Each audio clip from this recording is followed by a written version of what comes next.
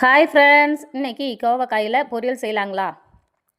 வாணல்ல எண்ணெய் விட்டு கடுகு உளுத்தம் பருப்பு, சின்ன ஜீரகம், பட்டை மிளகாய் 2 போட்டுக்குங்க.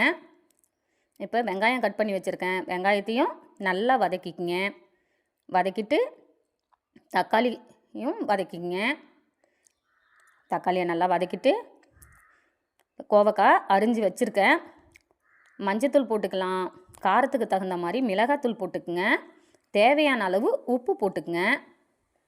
நல்லா வதக்கிட்டு கோவக்காய் கட் பண்ணி வச்சுருக்கேன். இப்போ அதையும் போட்டுக்கலாம். போட்டு நல்லா வதக்குங்க. வதக்கிட்டு கொஞ்சமாக தண்ணி விட்டுக்குங்க. 1 கிளாஸ் ஊற்றிக்குங்க.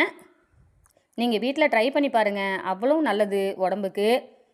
தண்ணி விட்டு மூடி போட்டுடலாம். இப்போ பாருங்கள், நல்லா வெந்துருச்சு. சூப்பராக வந்திருக்கு. நீங்களும் வீட்டில் ட்ரை பண்ணி பாருங்கள். தேங்க்யூ.